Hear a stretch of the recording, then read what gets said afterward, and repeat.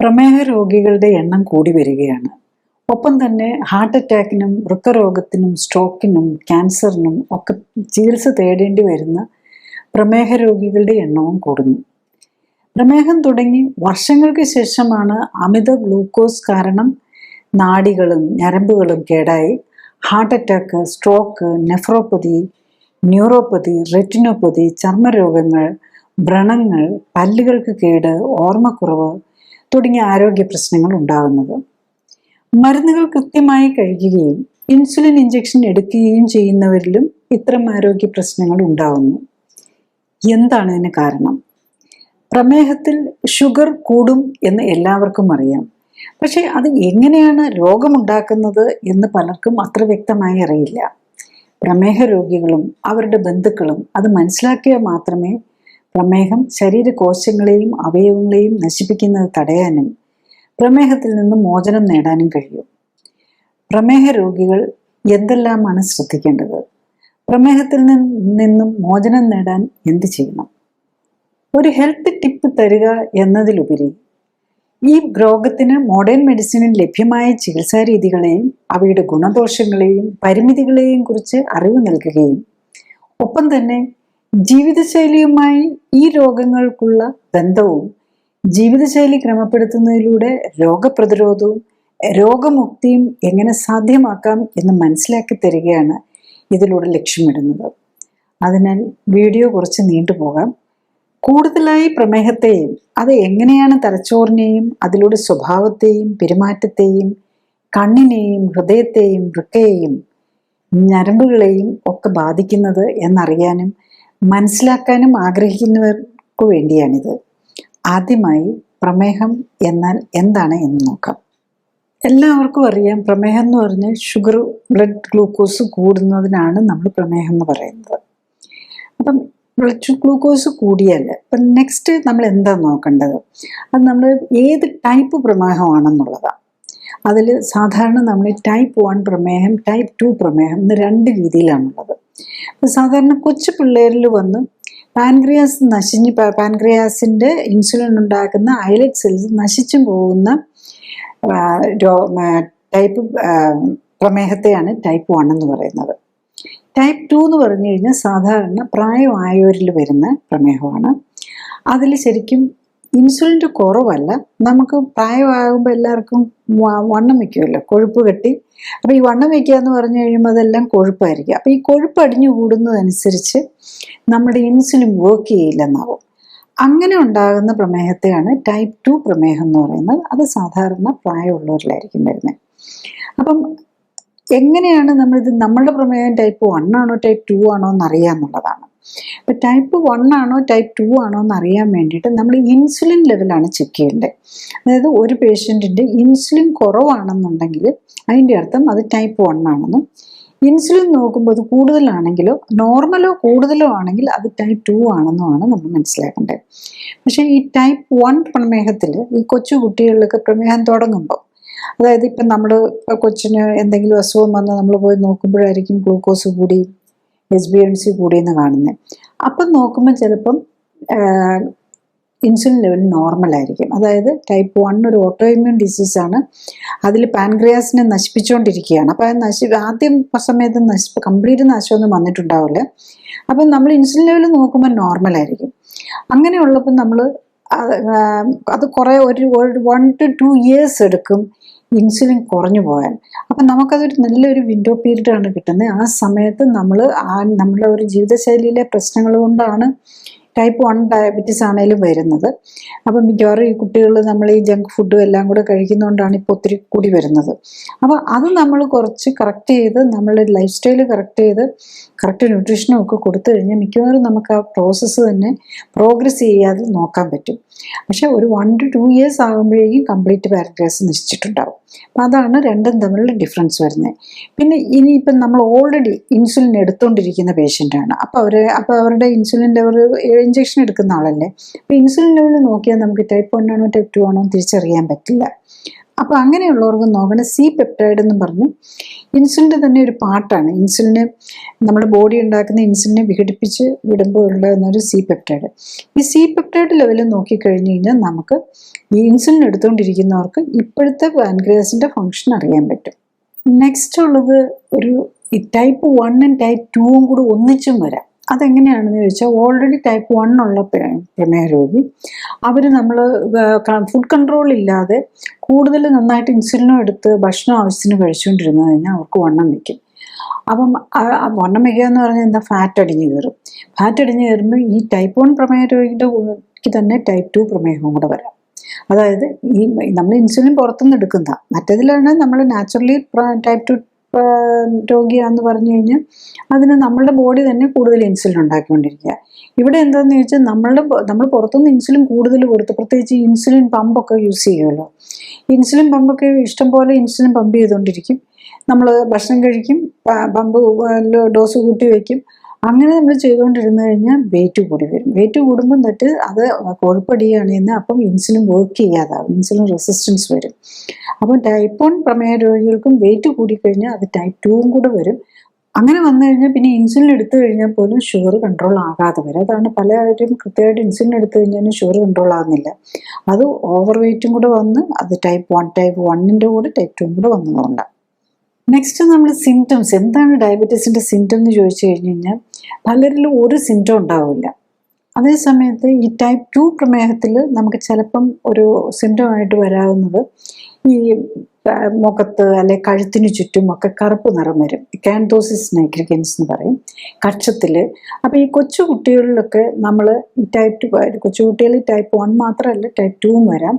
Over weight ഉള്ളവരിൽ പ്രത്യേകിച്ചും ഈ ഇങ്ങനെ അവിടെ നമ്മുടെ സ്കിന്നൊക്കെ കറുത്ത് വരിക, കുട്ടികളിൽ മാത്രമല്ല പ്രായമുള്ളവരിലും ഒക്കെ darkening of the skin, cheek, നെറ്റി അങ്ങനെയൊക്കെ വരുന്നുണ്ടെങ്കിൽ അത് നമ്മൾ ശ്രദ്ധിക്കണം. അത് പ്രീ ഡയബറ്റിസ് സിറ്റുവേഷനാണ്. അപ്പോൾ അതിൻ്റെ കൂടെ തന്നെ വയറ് വയ്ക്കുക, അബ്ഡോമിനൽ ഒബേസിറ്റി, കുടവയറ് വയ്ക്കുക. ഇതാണ് നമ്മൾ ഒരു പ്രീ ഡയബറ്റിക് സ്റ്റേജിൽ കാണിക്കുന്ന സിംറ്റംസ്. പിന്നെ അത് കഴിഞ്ഞ് കഴിഞ്ഞാൽ പിന്നെ ശരിക്കും ഡയബറ്റീസിൻ്റെ പോളിയൂറിയ, പോളിഡിപ്സിയ എന്നൊക്കെ പറയുന്നത്, അതായത് ഭയങ്കര ദാഹം, എപ്പോഴും മൂത്രം ഒഴിക്കുക, എപ്പോഴും ഭക്ഷണം കഴിക്കുക, ഷുഗർ നോക്കുമ്പോൾ ഒത്തിരി ഹൈ ആയിരിക്കും. അങ്ങനെ വന്നു കഴിയുമ്പം അതായത് എപ്പോഴും ദാഹവും വിശപ്പും എപ്പോഴും വെള്ളം കുടിക്കണമെന്ന് തോന്നുന്നു, ഇങ്ങനെ ഉണ്ടെങ്കിൽ നമുക്ക് ഷുഗർ നോക്കാമെന്നുള്ളത്. അപ്പോഴേക്കും ശരിക്കും ഷുഗറൊക്കെ ഒത്തിരി കൂടിക്കഴിഞ്ഞിട്ടാണ്, ഷുഗർ ഒരു 300-400 എത്തുമ്പോഴാണ് നമ്മൾ ഇത്തരം സിംറ്റംസ് ഒക്കെ വന്നു തുടങ്ങുള്ളൂ.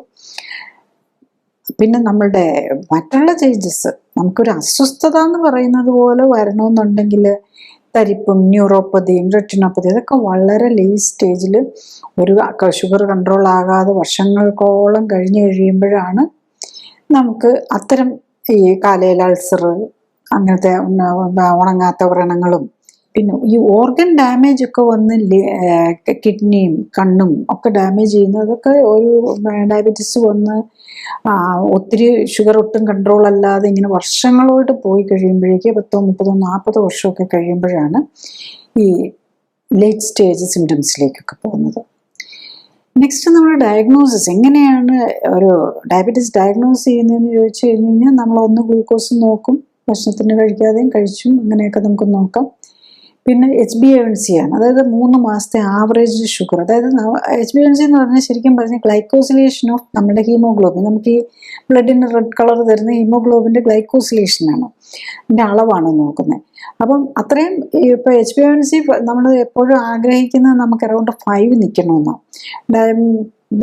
ഗുഡ് ഡയബറ്റിക്സ് കൺട്രോൾ എന്ന് പറഞ്ഞാൽ അറ്റ്ലീസ്റ്റ് 5.7 താഴെ അറൗണ്ട് 5.5 നിൽക്കണമെന്നാണ്. അപ്പോൾ 6.4 വരെയുള്ളത് നമ്മൾ 5.7 to 6.4 പ്രീ ഡയബറ്റീസ് ആയിട്ട് എടുക്കും. അതിന് മുകളിലാണ് ഫ്രാങ്ക് ഡയബറ്റിക് ആയിട്ട് എടുക്കും. അപ്പം ഇതിൻ്റെ അർത്ഥം എന്താണെന്ന് ചോദിച്ചാൽ അത്രയും സെല്ല്, ബ്ലഡ് സെൽസ് മാത്രമല്ല നമ്മുടെ ഹോൾ ബോഡിയിൽ അത്രയും സെല്ല് ഡാമേജ്ഡ് ആകുന്നു ഈ ഗ്ലൂക്കോസ് കാരണം. അതായത് ഗ്ലൈക്കോസിലേഷൻ നടന്ന് ഹീമോഗ്ലോബിനെ മാത്രമല്ല ഹോൾ ബോഡിയിൽ ഗ്ലൈക്കോസിലേഷൻ നടക്കുന്നുണ്ട്. അപ്പം ഇപ്പോൾ ചിലപ്പോൾ പേഷ്യൻസൊക്കെ കാണാൻ ചിലപ്പോൾ 15 ആയിരിക്കും HbA1c. അപ്പോൾ 15 HbA1c എന്ന് പറഞ്ഞു കഴിഞ്ഞാൽ അവരുടെ 15% സെല്ലും ഡാമേജ്ഡ് ആയെന്നാണ്. അപ്പോൾ അതാണ് നമ്മൾ മനസ്സിലാക്കേണ്ടത്. അപ്പം നമ്മുടെ ഇമ്മ്യൂൺ സിസ്റ്റത്തിൻ്റെ വർക്കിലോട് കൂടും ഇതെല്ലാമാണ് അവർക്ക് പല രോഗങ്ങളിലേക്ക് വരെ മാറ്റുന്നത്.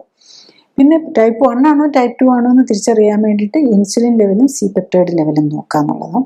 അതാണ് നമ്മൾ ഡയഗ്നോസ്റ്റിക് പാർട്ടായിട്ട് നമുക്ക് വേണ്ടി വരുന്നത്. നെക്സ്റ്റ്, ഈ ഡയബറ്റീസിൻ്റെ ഒരു രോഗം വന്നു കഴിഞ്ഞാൽ അതിൽ എന്താണ് സംഭവിക്കുന്നത് എന്നുള്ളതാണ്. അപ്പോൾ നമുക്കറിയാം ഇപ്പോൾ ഷുഗർ കൂടി എത്ര പ്രോബ്ലം എന്നുള്ളത്. ഇപ്പോൾ എത്രയോ ഡയബറ്റിക് പേഷ്യൻസ് ഉണ്ട്, ഷുഗർ ഒത്തിരി കൂടുതലായിരിക്കും, അവർക്ക് ഒരു രോഗവും ഇല്ല, ഒരു ലക്ഷണവും ഇല്ല, അവർ കംഫർട്ടബിളായിട്ട് നടക്കുന്നുണ്ടാവും.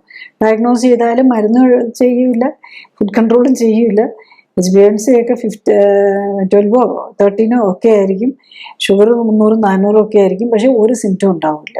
അങ്ങനെയുള്ള ഒത്തിരി പേര് ഉണ്ടെന്നുള്ളതാണ്. അപ്പോൾ ഈ ഷുഗർ കൂടുന്നതുകൊണ്ട് എന്താ സംഭവിക്കുന്നതെന്ന് വെച്ചാൽ, നമുക്ക് ബ്ലഡിലാണല്ലോ നമ്മൾ ഷുഗർ നോക്കുന്നത്. അപ്പോൾ ഈ ബ്ലഡിൻ്റെ രക്തക്കൊഴലുകൾക്കാണ് ഏറ്റവും ഡാമേജ് വരുന്നത്. അപ്പം നമ്മുടെ ഹോൾ ബോഡിക്ക് ബ്ലഡ് കൊണ്ടുപോയി കൊടുക്കുക, ന്യൂട്രീഷൻ കൊടുക്കുക, ഓക്സിജൻ കൊടുക്കുന്നത് നമ്മുടെ രക്തക്കൊഴലുകളാണ്. അപ്പോൾ ഈ രക്തക്കൊഴലുകളെയാണ് ഈ ഗ്ലൂക്കോസ് ഡാമേജ് ചെയ്യുന്നത്. അതുകൊണ്ടാണ് ഡയബറ്റിസ് വന്നു കഴിഞ്ഞാൽ എല്ലാ രോഗങ്ങൾക്കും കേടുവരാം. കണ്ണിന് കേടുവരാം, പല്ലിന് കേടുവരാം, ഹാർട്ടിന് കേടുവരാം. അതാണല്ലോ ഹാർട്ട് അറ്റാക്കിലേക്ക് പോകുന്നത്. പല്ലൊക്കെ കൊഴിഞ്ഞു പോകുന്ന പോലെ തന്നെ വരാം. ലിവറിനെ അഫക്റ്റ് ചെയ്യാം, കിഡ്നിയെ അഫക്റ്റ് ചെയ്യാം, കൈകാലുകളെ അഫക്റ്റ് ചെയ്യാം, വിരലുകൾക്കൊക്കെ കൈക്കൊക്കെ തരിപ്പ് മരവിപ്പ് എല്ലാം വരുന്നത് അതുകൊണ്ടാണ്. എല്ലാ അവയവങ്ങളെയും ഈ ഗ്ലൂക്കോസാണ് ഡാമേജ് ചെയ്യുന്നത്. അതിൻ്റെ കൂടെ ഈ ടൈപ്പ് 2 ഡയബറ്റീസ് പേഷ്യൻ്റ് ആണ് എങ്കിൽ അവരുടെ പലരുടെയും ഇൻസുലിൻ ലെവൽ ഒത്തിരി കൂടുതലായിരിക്കും. ശരിക്കും നോർമലി ഒരു ഒക്കെ ഉള്ള ആൾക്കാരുടെ ആണെങ്കിൽ 5 6 ഒക്കെ 4 5 6 ഒക്കെ ആയിരിക്കും ഇൻസുലിൻ ലെവൽ നമ്മൾ നോക്കുമ്പോൾ. പക്ഷെ ഇത് ചിലരുടെയൊക്കെ നോക്കുമ്പോൾ 120 125 250 വരെ ഉള്ളവർ കണ്ടിട്ടുണ്ടെന്നുള്ളതാണ്. അപ്പോൾ അത് ഈ ഇൻസുലിൻ ഇഞ്ചക്ഷനും ഡയബറ്റിക് മെഡിസിൻസും ഒക്കെ, ഡയബറ്റിക് മെഡിസിൻസ് പലതും നമ്മളുടെ പാൻക്രിയാസിനെ കൊണ്ട് ഇൻസുലിൻ ഉണ്ടാക്കിപ്പിക്കുകയായിരുന്നു. അപ്പോൾ ഈ ഇൻസുലിൻ ആണെങ്കിലും കൂടുന്നത് നല്ലതല്ല. ഇപ്പം ലേറ്റസ്റ്റ് സ്റ്റഡീസ് കാണിക്കുന്ന ഇൻസുലിൻ കൂടുന്നത് കൊണ്ടാണ് ഈ ഡയബറ്റിക് പേഷ്യൻസിന് അൾസീമേഴ്സ്, ഡെമൻഷ്യ ഇങ്ങനത്തെ ബ്രെയിനിനെ എഫക്റ്റ് ചെയ്യുന്നതുകൊണ്ട് ഇൻസുലിൻ്റെ അളവ് കൂടുന്നതും പ്രോബ്ലം ഉണ്ടാക്കുന്നുണ്ട്. നമുക്കറിയാമല്ലോ, ഏത് ഹോർമോൺ ആണെങ്കിലും കുറഞ്ഞാലും പ്രശ്നവും കൂടിയാലും പ്രശ്നവും. കുറയുന്നത് കൊണ്ട് നമുക്ക് ടൈപ്പ് 1 ഡയബറ്റീസ് വരും, കൂടുന്നത് കൊണ്ട് ടൈപ്പ് 2 ഡയബറ്റീസിൻ്റെ കൂടിയത് കൊണ്ടല്ല, പക്ഷെ കൂടുന്നത് അത് വേറെ രീതിയിലുള്ള പല മെറ്റബോളിക് ഇമ്പാക്റ്റും ഉണ്ടാക്കാം എന്നുള്ളതാണ്. എങ്ങനെയുള്ള രോഗികളിലാണ് ഇത് വരുന്നതെന്നുള്ളത് ഏറ്റവും പ്രധാനം ഒന്ന്, നമുക്ക് ജനറ്റിക്കലി പ്രിഡിസ്പോസ്ഡ്, അച്ഛനും അമ്മയ്ക്കും ഒക്കെ ഡയബറ്റീസ് ഉണ്ട്, കുഞ്ഞിനൊക്കെ അവരുടെ കിട്ടാനുള്ള ചാൻസ് കൂടുതലായിരിക്കും. കാരണം അത് നമ്മളുടെ ചില മ്യൂട്ടേഷൻസ് ഒക്കെ വന്നിട്ടുണ്ടാവും, അതൊരു കാര്യം. പിന്നെ ഉള്ളത് നമ്മളുടെ ലൈഫ് സ്റ്റൈലാണ്. ലൈഫ് സ്റ്റൈലിൽ കാർബോഹൈഡ്രേറ്റും ഫാറ്റും, അതായത് കാലറി കൂടിയ ഫുഡ് കഴിക്കുക, പിന്നെ എക്സസൈസ് ഇല്ലാത്ത ലൈഫ്, സെഡൻഡറി ലൈഫ് ഹാബിറ്റ്, ഈ 2 കാര്യങ്ങളാണ് ഇതിൽ വരുന്നത്. അപ്പോൾ എന്താ സംഭവിക്കുന്നത്, സെഡൻഡറി ലൈഫും എക്സസ് കാലറിയും വരുമ്പോഴേക്കും എന്താ ചെയ്യുന്നതെന്ന് വെച്ചാൽ ഇൻസുലിൻ വർക്ക് ചെയ്യാതാവും. അപ്പം നമ്മുടെ ബോഡിയിൽ ഒത്തിരി ഫാറ്റാകും. നമ്മൾ കഴിക്കുന്ന ഗ്ലൂക്കോസിനെയൊക്കെ മാറ്റി ഫാറ്റാണ് ആക്കുന്നത്. ഗ്ലൂക്കോസ് ഓർ കാർബോഹൈഡ്രേറ്റ് നമ്മൾ കഴിച്ചാൽ എക്സസ് ഉണ്ടെങ്കിൽ അതിനെ ഫാറ്റാക്കി മാറ്റും. ഇപ്പോൾ ഫാറ്റ് സെൽസ് എല്ലാം ഫുള്ളായി കഴിഞ്ഞ് കഴിഞ്ഞാൽ നമ്മുടെ അവിടെ ഈ ഗ്ലൂക്കോസിൻ്റെ ആവശ്യമില്ല, ഫാറ്റിൻ്റെ ആവശ്യമില്ല. അപ്പോൾ സ്റ്റോറേജ് മുഴുവൻ ഫുള്ളായി കഴിഞ്ഞാൽ അവരൊന്നും ആക്സെപ്റ്റ് ചെയ്യല, ഗ്ലൂക്കോസിനെ ആക്സെപ്റ്റ് ചെയ്യല, ഫാറ്റിനെ ആക്സെപ്റ്റ് ചെയ്യല. അതുകൊണ്ടാണ് ഈ ഡയബറ്റിക് പേഷ്യൻസിൻ്റെ ഈ ഗ്ലൂക്കോസ് ഇങ്ങനെ ബ്ലഡിലെ ഗ്ലൂക്കോസ് കൂടാൻ കാരണം. പിന്നെ ഡയബറ്റീസ് അൺകൺട്രോൾഡ് ആയി കഴിഞ്ഞാൽ ഡെഫിനറ്റ്ലി അവർക്ക് ട്രൈഗ്ലിസറൈഡും കൊളസ്ട്രോളും ഒക്കെ കൂടാൻ തുടങ്ങുന്നത് അതുകൊണ്ടാണ്. അതായത് നമ്മുടെ ഇൻസുലിൻ നമ്മളുടെ ബോഡിക്ക് വേണ്ടാത്തത് നമ്മൾ ശരീരത്തിലേക്ക് ഇടുമ്പോൾ അതിനെ ഉപയോഗിക്കാൻ പറ്റുന്നില്ല, ബോഡിക്ക് അത് ഉപയോഗപ്പെടുത്താൻ പറ്റുന്നില്ല. ഈവൻ ഗ്ലൂക്കോസ് നമ്മൾ ഭക്ഷണം കഴിച്ച് കയറി ചെന്ന് കഴിയുമ്പോൾ അതിന് ലിവർ വേണം ഫാറ്റാക്കി മാറ്റാൻ, അത് പറ്റാതെ വരുന്നതുകൊണ്ടാണ് ഗ്ലൂക്കോസ് കൂടിപ്പോകുന്നത്. നെക്സ്റ്റ്, നമ്മൾ ഇതിൻ്റെ കൂടെ വരുന്ന കോമോർബിഡിറ്റീസ്, അതിൻ്റെ കൂടെ വരാവുന്ന അസുഖങ്ങൾ എന്തൊക്കെയാണ്? ഡയബറ്റിക് പേഷ്യൻസിന് ചിലപ്പം പലപ്പോഴും ഹൈപ്പർ ടെൻഷൻ ആയിരിക്കും ആദ്യം വരുന്നത്, അല്ലെങ്കിൽ ഡയബറ്റീസ് ആയിരിക്കും. ഡയബറ്റീസ് വന്ന് പ്രത്യേകിച്ച് നമ്മൾ മരുന്നും കൂടെ തുടങ്ങിയാൽ വിതിൻ ഫ്യൂ മന്ത്സ് മിക്കവാറും ഹൈപ്പർ ടെൻഷനോട് തുടങ്ങും. പിന്നെ നമ്മൾ ഡയബറ്റീസ് ആയിരിക്കുമ്പോൾ തന്നെ നമ്മൾ ഫാറ്റി ലിവർ ഡയഗ്നോസ് ചെയ്ത് കഴിയുമ്പോൾ നോക്കിയാൽ മിക്കവാറും ഫാറ്റി ലിവർ ഒരു ഗ്രേഡ് 1 എങ്കിലും ഉണ്ടാവും, ലിവർ ഡിസീസ് തുടങ്ങിയിട്ടുണ്ടാവും. പിന്നെ കിഡ്നിയിലേക്ക് വരുന്നത് പലപ്പോഴും കുറച്ചുകൂടി താമസിച്ചാൽ, കുറേ നാൾ ഡയബറ്റിക് ഒക്കെ ആയിട്ടിരുന്ന് പതുക്കെ GFR കുറയാൻ തുടങ്ങും.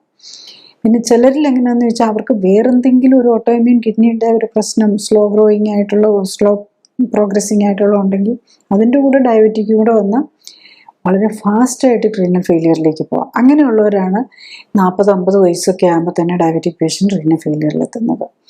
പിന്നെ ഈ ഇത്തരം രോഗികൾ ഇങ്ങനെ ഡയബറ്റീസ് ഉള്ളവർക്ക് തൈറോയ്ഡ് വരാൻ ചാൻസ് കൂടുതലാണ്. അതുപോലെ തൈറോയ്ഡ് ഉള്ളവർക്ക് ഹാഷിമോട്ടോസ് തൈറോയിഡൈറ്റിസ് ഉള്ളവർക്ക് ഡയബറ്റീസ് വരാനും ചാൻസ് കൂടുതലാണ്. പിന്നെ ആർത്രൈറ്റിസ് ഉള്ളവർക്ക് ഡയബറ്റീസ് വരാം. അതുപോലെ ഡയബറ്റീസ് ഉള്ളവർക്ക് ഓവർ വെയ്റ്റും ഒക്കെ ഉണ്ടാകും, പ്രത്യേകിച്ച് മുട്ടിൻ്റെ ആർത്രൈറ്റിസും ഒക്കെ. അല്ലാതെ ജനറലൈസ്ഡ് റുമാറ്റിസം വരാനും ചാൻസ് കൂടുതലാണ്. പിന്നെ അതുപോലെ അതിൻ്റെ കൂടെ മിക്കവാറും കാണുന്നതാണ് ഡിപ്രഷൻ, ആങ്സൈറ്റി, അങ്ങനെ മാനസിക രോഗങ്ങളും വരാം.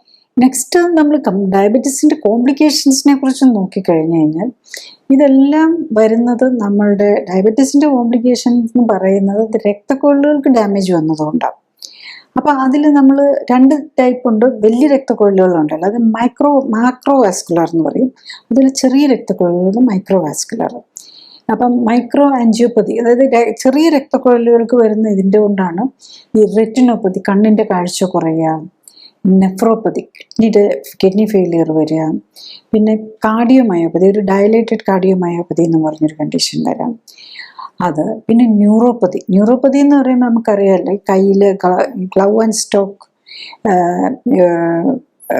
ന്യൂറോപ്പതി ശരിക്കും പറഞ്ഞാൽ ഡയബറ്റീസിൻ്റെ ഒരു പ്രത്യേകതയായിട്ട് പറയുന്നതാണ്. കൈയുടെ നമ്മൾ ഗ്ലൗസ് ഇടുന്ന ഭാഗത്തും കാലിൻ്റെ, അതായത് എൻഡിലുള്ള ഭാഗങ്ങളിലൊക്കെ നെർവ്സിന് ഇത് പോയി സെൻസേഷൻ കുറഞ്ഞു പോകും. ഇപ്പം ചെരുപ്പിട്ട് കഴിഞ്ഞ് കഴിഞ്ഞാൽ അത് ഊരിപ്പോകുന്ന അറിയേല. അതുകൊണ്ടാണല്ലോ ഡയബറ്റിക് പേഷ്യൻറ്റ് സ്പെഷ്യൽ ചെരുപ്പൊക്കെ കൊടുക്കേണ്ടി വരുന്നത്. അപ്പം ഇതെന്തുകൊണ്ടാണ് സംഭവിക്കുന്നതെന്ന് വെച്ചാൽ നെർവ്സിനും രക്ത ഓട്ടം വേണം, നെർവ്സിൻ്റെ സെല്ലുകൾക്കും പോഷകങ്ങൾ വേണം, രക്തം അതിലേക്ക് പോകണം. അപ്പം ഈ ചെറിയ നേരിയ നെർവ്സിനെ ആണെങ്കിലും ചുറ്റും സ്മോൾ രക്തക്കൊഴലുകൾ ഉണ്ടാവും. ആ രക്തക്കൊഴലുകൾക്ക് ഡാമേജ് വരുന്നത് കൊണ്ടാണ് ഈ പെരിഫറൽ ന്യൂറോപ്പതി വരുന്നത്. പെരിഫറൽ ന്യൂറോപ്പതി വരാം, ഓട്ടോഇമ്മ്യൂൺ ന്യൂറോപ്പതി, ഓട്ടോണോമിക് ന്യൂറോപ്പതി വരാം, ഈവൻ ബ്രെയിനിലെ നമ്മുടെ ഡെമൻഷ്യ, ഇങ്ങനെ എല്ലാ കാരണത്തിനും കാരണം ഈ മൈക്രോ ആൻജിയോപ്പതിയാണ്. അതുപോലെ ഈവൻ പേഷ്യൻസിന് ഗ്യാസ് കിട്ടും. പല ഡയബറ്റിക് പേഷ്യൻസിനും കോൺസ്റ്റിപ്പേഷൻ, ഗ്യാസ്, ഇങ്ങനത്തെ പ്രശ്നങ്ങളുണ്ടാകും. അതെന്താണെന്ന് ചോദിച്ചാൽ നമ്മുടെ ഇൻറ്റസ്റ്റൈനിൽ തന്നെ ഒരു നെർവ് സിസ്റ്റം ഉണ്ട്, എൻഡറിക് നെർവ് സിസ്റ്റം. അതിൽ വരുന്ന ഈ പറഞ്ഞതുപോലെയുള്ള ന്യൂറോപ്പതിയാണ് പല ഡയബറ്റിക് പേഷ്യൻസിൻ്റെ കോൺസ്റ്റിപ്പേഷന്, ഗ്യാസ്, ഇങ്ങനത്തെ പ്രശ്നങ്ങൾക്ക് കാരണം. നെക്സ്റ്റ് മാക്രോവാസ്കുലർ ഡിസീസ്, അതായത് വലിയ രക്തക്കൊഴലുകളെ എങ്ങനെയാണ് അഫക്റ്റ് ചെയ്യുന്നതെന്ന്. അതിന് ഏറ്റവും നല്ല എക്സാമ്പിൾ, ഏറ്റവും മനസ്സിലാകുന്ന എക്സാമ്പിൾ ഹാർട്ട് അറ്റാക്ക് പോലെയുള്ളത് വരുന്ന, അതായത് അതുപോലെ സ്ട്രോക്കൊക്കെ. അതിലെന്താ വരുന്നതെന്ന് വെച്ചാൽ ഹാർട്ടിൻ്റെ കൊറോണറി ആർട്ടറിയിലേക്ക് ഉള്ള സപ്ലൈ കുറഞ്ഞ് അവിടെ ബ്ലോക്ക് വന്നിട്ട് അവിടെ എല്ലാം ഈ നമ്മുടെ ഡയബറ്റിക് പേഷ്യൻസ് ഷുഗർ കൊണ്ട് ഡാമേജ് വരും. അതിൻ്റെ കൂടെ കൊളസ്ട്രോളും ട്രൈഗ്ലിസറൈഡും കൂടെ കൂടുതലായിരിക്കും. ഇതെല്ലാം രക്തക്കൊഴലുകളിൽ അടിഞ്ഞ് ബ്ലോക്ക് വരുത്തുന്നതാണ്. അതിനാണ് ആത്രോസ്ക്ലീറോസിസ്. അത് തന്നെയാണ് പലപ്പോഴും ഈ ആത്രോസ്ക്ലീറോസിസ് ആണ് പലപ്പോഴും കിഡ്നിയിലേക്ക് പോകുന്ന രക്തക്കൊഴലുകൾക്ക് കൊടുത്തു കഴിയുമ്പോൾ പ്രഷർ കൂടാൻ തുടങ്ങും. അപ്പം കാരണം കിഡ്നി ഒരു റെനിൻ ആൻജിയോടെൻസിൻ മെക്കാനിസം ഉണ്ട്. അപ്പോൾ കിഡ്നിയിലെ രക്തക്കൊഴലുകൾക്ക് ബ്ലോക്ക് വരാൻ തുടങ്ങിയാൽ അവിടെ പ്രഷർ കൂടാൻ തുടങ്ങും. അപ്പോൾ അതും ഒരു കാരണമായിട്ട് വരും. പിന്നെ ബ്രെയിനിലേക്കുള്ള സർക്കുലേഷനിൽ വരുന്ന കരോട്ടിഡ് ആർട്ടറിയിൽ ബ്ലോക്ക് വന്ന് അല്ലെങ്കിൽ അങ്ങനെ വരുമ്പോൾ നമ്മളുടെ ബ്രെയിനിൻ്റെ സർക്കുലേഷൻ കുറയല്ലേ, അതുകൊണ്ട് ഇടയ്ക്ക് തലകറക്കം വരാം, അതുപോലെ മെമ്മറിയൊക്കെ കുറഞ്ഞു വരാൻ അത് തന്നെ ഒരു കാരണമാവും. പിന്നെ അതിലെന്തെങ്കിലുമൊക്കെ മേജർ ബ്ലോക്കൊക്കെ വരുമ്പോഴാണ് മേജറായിട്ടുള്ള സ്ട്രോക്കൊക്കെ വരുന്നത്. പിന്നെ ഡയബറ്റീസ് കൊണ്ട് മസിൽസിന് ഡാമേജ് വരാം. അതിനാണ് മസിൽ വേസ്റ്റിംഗ് ഒക്കെ വന്ന് മസിലിലേക്കുള്ള രക്തക്കൊഴലുകൾ ഉണ്ടല്ലോ. പിന്നെ നമ്മുടെ കാലിലേക്ക് പോകുന്ന രക്തക്കൊഴലുകൾ, അതിനൊക്കെ മസിലിലേക്കും അതുപോലെ കാലിലെ മസിലിന് കൊടുക്കുന്ന കാലിലേക്കുള്ള രക്തക്കൊഴലുകളാണല്ലോ. അപ്പോൾ അതിലും ഈ ആത്രോസ്ക്ലീറോസിസ് വന്നു കഴിഞ്ഞാൽ ഹാർട്ടിന് വരുന്നത് പോലെ തന്നെ അവിടെയും വരാം. അപ്പോൾ അങ്ങനെയാണ് കുറച്ച് നടക്കുമ്പോഴേക്കൊക്കെ കാല് കഴയ്ക്കാൻ തുടങ്ങും. ഡയബറ്റിക് പേഷ്യൻസ് ശ്രദ്ധിച്ചാൽ മതി. അങ്ങനെ വരുന്നുണ്ടെങ്കിൽ അതിൻ്റെ അർത്ഥം കാലിലേക്ക്, അപ്പോഴേക്കും മിക്കവാറും കാലിൻ്റെ പാദമൊക്കെ കറുത്തു വരാനും തുടങ്ങും. അപ്പം അങ്ങോട്ടൊക്കെ വേണ്ടത്രയും രക്തയോട്ടം കിട്ടാതെ വരുന്നതാണ്. അത് ഈ ന്യൂറോപ്പതിയുടെ കൂടെ ഇങ്ങനത്തെ പെരിഫറൽ വാസ്കുലോപ്പതിയും കൂടെ വരുമ്പോഴേക്കും രക്തക്കൊഴലുകൾക്കും നെർവ്സിനും എല്ലാം പാരലായിട്ടാണ് ഡാമേജ് വരുന്നത്. അങ്ങനെ വന്നു കഴിയുമ്പോഴാണ് പിന്നെ എന്തെങ്കിലുമൊക്കെ മുറിവുണ്ടാകും, മുള്ളുകൊള്ളോ ഒരു ഇതൊക്കെ വന്നു കഴിഞ്ഞാൽ നമ്മൾ അറിയാതെയും കൂടെ ഒരു മുറിവുണ്ടായാൽ അറിയില്ല, വേദനയില്ലല്ലോ. അങ്ങനെയാണ് ഇത് പഴുപ്പ് വന്നിട്ടാണ് അല്ലെങ്കിൽ ഇൻഫെക്ഷൻ ബാധിച്ചു കഴിയുമ്പോഴാണ് ഈ നോൺ ഹീലിംഗ് അൾസർ പോലെ വന്ന അല്ലെങ്കിൽ ഇൻഫെക്ഷൻ നമ്മൾ അറിയാതെ തന്നെ കയറി പോകുമ്പോഴൊക്കെയാണ് ആംപുറ്റേഷൻ പോലെ വിരൽ മുറിച്ച് കളയുക അല്ലെങ്കിൽ പാദം മുറിച്ച് കളയുക അങ്ങനത്തെ ഇതിലേക്ക് പോകേണ്ടി വരുന്നത്. നെക്സ്റ്റ് ഡയബറ്റീസുമായിട്ട് ബന്ധപ്പെട്ട് നമ്മളുടെ പ്രഗ്നൻസിയും അതുപോലെ പ്രഗ്നൻസി പറ്റാതെ വന്നിട്ട് വന്ധ്യത വരുന്നത് പോലെ വരാം.